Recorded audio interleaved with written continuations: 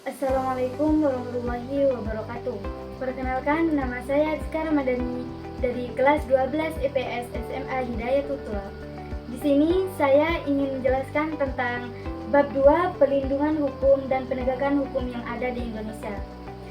Apa itu perlindungan hukum?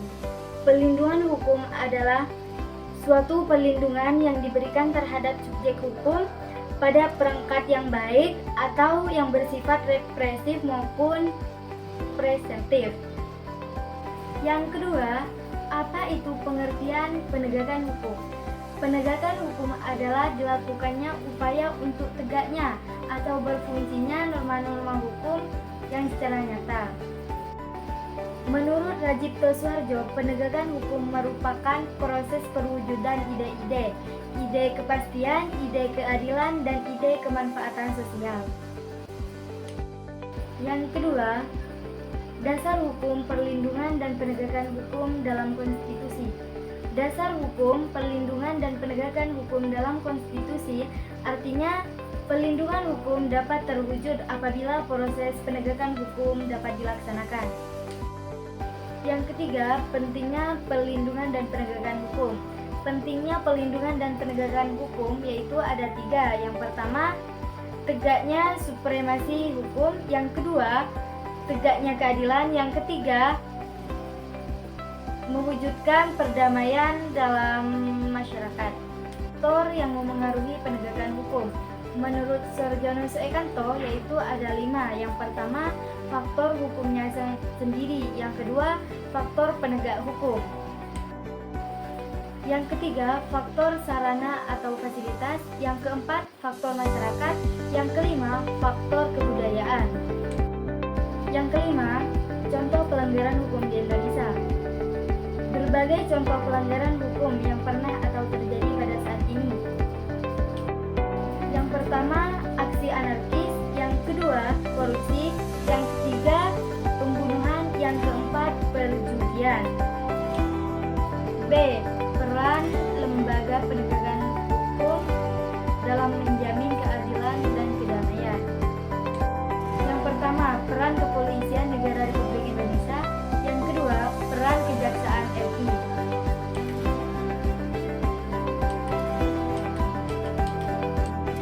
Yang ketiga, peran Pengadilan Negeri. Yang keempat, peran advokat. Yang kelima, peran hakim.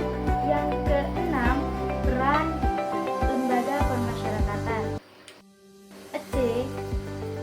Dinamika pelanggaran hukum.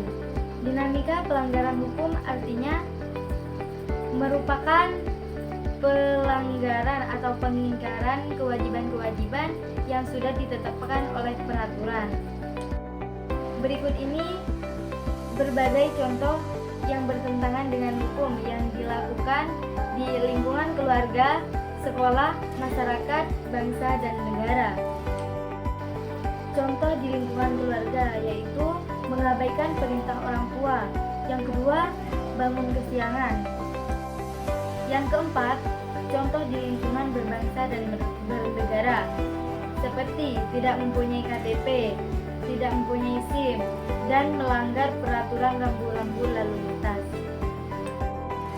Contoh di lingkungan masyarakat seperti main hakim sendiri, seperti mengonsumsi obat-obatan yang terlarang. Contoh di lingkungan sekolah seperti yang pertama, menyontek ketika saat ulangan.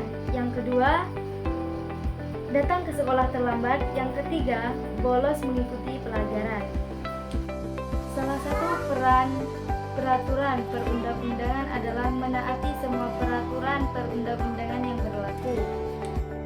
Menaati peraturan perundang-undangan dapat menaati dengan hal-hal berikut.